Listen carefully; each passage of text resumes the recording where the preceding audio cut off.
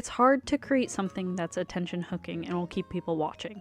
Massive YouTubers like MrBeast and Ryan Trahan are able to do it because they've studied the ways to become viral and have the budgets to be able to do insane things for videos. They know exactly how to make eye-catching thumbnails and titles or hire people to do it for them. They can do crazy stunts like staying at million-dollar hotels or interviewing famous creators or other crazy challenges because they've already established a name for themselves and did crazy things that no one has done before. Today, to go viral, or even just grow an audience in general, you have to do something that no one has ever thought of before and make it entertaining. You can't just do any trivial task like watching paint dry, or if you do, you have to make it the most insane, jaw-dropping video by adding some weird stakes like, if I blink, I have to eat 10 ghost peppers. But back when YouTube was first starting, it felt like anyone could go viral for any kind of video. A video of a double rainbow, 2 teenagers lip-syncing to TV show theme songs, a kid biting another kid's finger. For example, Smosh, one of the biggest and longest-lasting channels on the platform, got their start by making skits. They weren't anything crazy, just 2 kids with a camera filming themselves in a bedroom or with a few other people. Whether or not someone finds something funny is subjective, but many people love their early content because it used jokes that anyone can understand, like having 2 grown boys playing with dolls. Some of their first most popular videos were just of them lip-syncing to popular songs, though. No fancy green screen, no extravagant sets or costumes. The quality of the video makes it hard to even tell what's going on sometimes, because it can be as low as 240p. And yet, these videos gained millions and millions of views, even when YouTube wasn't as well established as it is today. While YouTube was always a video hosting platform, it didn't have as active as a user base as it does now. When YouTube first launched in 2005, only 68% of Americans had access to internet. And even then, smartphones didn't even exist. You had to go onto a computer, search YouTube, and hope you had decent enough internet access to watch videos. Another content creator that's beloved by millions is DanTDM. He's a massive creator and a big influence on many people to start their own channels, especially in the Minecraft community. He was known for his mod showcases at the peak of his popularity, and was actually in an official Minecraft game, Minecraft Story Mode. His first few videos were of him playing Minecraft with the Pokemobs mod installed, which adds in Pokemon into the game, obviously. The videos range from lasting less than 10 minutes to over 20 minutes long. There's no fancy editing. In episode 2, it has just pure silence for the first 20 seconds after the intro. Hardly any footage is cut out or sped up. You watch him mine or dig dirt or organize his inventory. And the audio isn't terrible, but there's no background music. And even still, the videos in this series have hundreds of thousands of views. Granted, this might be because people go back and rewatch these videos often. There's no real way of knowing how well they were doing at the time. Now let's take a Minecraft YouTuber who has become popular in recent years. TommyInnit. His channel exploded in popularity during the pandemic because of his involvement with the Dream SMP, and his videos still get millions of views. His first videos aren't crazy in terms of substance. His audio quality isn't the best, like his second video where it's really quiet and had large stretches of times when nothing was really happening. His videos weren't laggy, and all of them were very different from each other.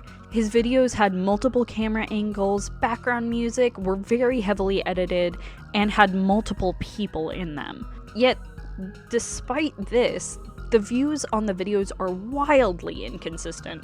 Some have as low as 2,000 views, while others reach over 1 million. So much time and energy was put into making Tommy's videos from the start, and it shows.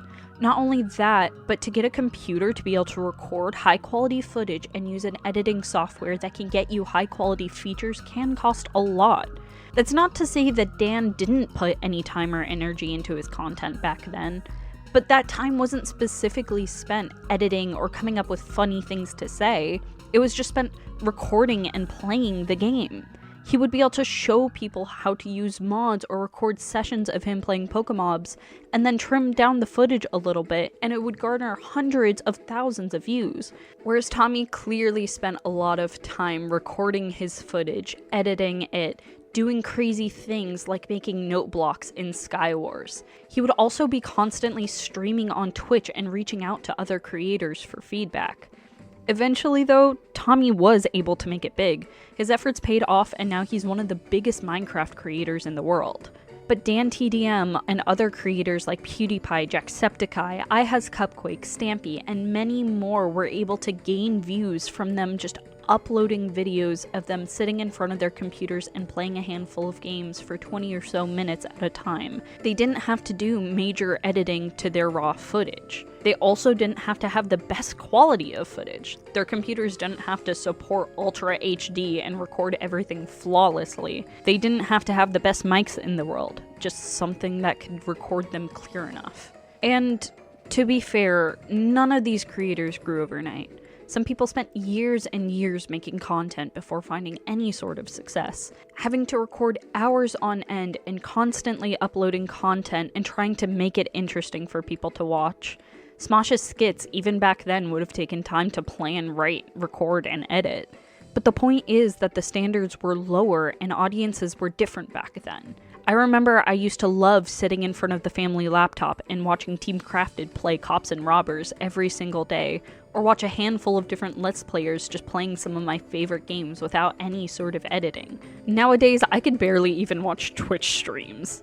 One of the most popular gamers on the site is PewDiePie, who hit the most subscribers on YouTube of all time in August of 2013. He had almost 12 million subscribers when he hit this goal, which is an insane number, and he held that title for more than 5 years. Seeing him hit that milestone back then was crazy. Watching someone who played video games for a living be the most popular person on YouTube, as someone who grew up watching Let's Players, was so cool. Being able to watch the community grow and evolve in real time made me and so many other kids want to become content creators and feel like we could really do it. But today the most subscribed YouTube channel is MrBeast, with over 306 million subscribers. That's 25.5 times as many as PewDiePie when he first hit the most subscribed milestone. And the reason is because MrBeast can do crazy stunts that are really expensive, and more people than ever have access to YouTube. Today, almost 95% of Americans have access to the internet, and most have a phone in their pocket that has YouTube already installed, ready for watching. Many people, myself included, feel like we have to have the best possible equipment to start and match the level of quality these massive creators have to even get a chance to make a video that could maybe perform well enough to get a few hundred views. But 10 years ago? You could film your friends playing Minecraft, say a couple of funny things, put an intro and outro title card, and upload it. If you were funny enough, you could become a popular content creator. But as more people started to follow this formula, the more options people had to watch. There was more competition for grabbing an audience's attention. You'd see thousands of people making Minecraft Let's Plays alone. But time is a limited resource. If you only had time to watch one video, you would try to pick the most entertaining one. So to stand out from the sea of people making similar content, the people who had more creative or entertaining content were the ones who would get people to watch their videos. The level of quality of each individual's content grew as their channel grew. DanTDM would make more elaborate Minecraft mod showcases by introducing characters like Dr. Trayaurus. People would collaborate with each other and bring their audiences together. Technology became more popular and more accessible, which put YouTube into more people's hands. The more people knew about YouTube itself, the more people would watch videos. And the larger the general audience, the more viewers YouTubers could have, which would make them improve their content, which would get them more views, and the cycle continues. Over time, the audience on YouTube became wider and wider. But because popular YouTubers would keep trying to level up their own content, the general standard of content slowly grew. As audience expectation grew, though, people who were getting into making content wanted to make things on the same level as their favorite creators. They see what cameras or editing software they use and try and replicate it the best they can. In trying to replicate the quality, they were able to start with higher expectations for themselves versus the expectations of their inspirations might have been when they first started. Then, people who watch the new content creators want to match their quality and think that they have to have all this fancy editing equipment and hundreds of dollars to even get started on making their first few videos, because all of the content that they see is so high quality. The cycle continues till we're at this point where now, some people refuse to watch a video unless it's at least 1080p with perfect audio. But why try to appeal to the people who are watching content that's as crazy as Mr. Beast's videos? It's cool to try and reach for the stars, but you don't have to be perfect to make videos. Some people don't even try to make views. They just want to make videos, and that's really cool and admirable. But for the people that want to make videos for a living, it can feel impossible to start sometimes. But you don't have to get 1 million views on your first video. You don't even have to get 100. You don't even have to make videos that are perfect. Go back and watch the first few videos some of your favorite YouTubers made. Some of them are hard to watch because they might be over 10 years old. Maybe even almost 20. Maybe some of these videos are older than you, which is weird for me to think about because I'm older than YouTube. Taking a moment to look back at the first few videos of some of my favorite creators has made me realize they started out like everyone else. They started with 0 subscribers and a desire to make content. Sure, some got boosts from other larger creators along the way, but they still started at 0. They didn't all use Adobe Premiere Pro with $5,000 supercomputers and high-tech filming equipment. They made videos with whatever they had, saw what needed to be improved, fixed the issues, and then made more content. Slowly, over years and years, they got to the level where they could raise the bar for not only themselves, but everyone on the site. Maybe new creators shouldn't reach for that bar that's been growing for years. Maybe you can make your own bars and use them to climb up to the bar of entry.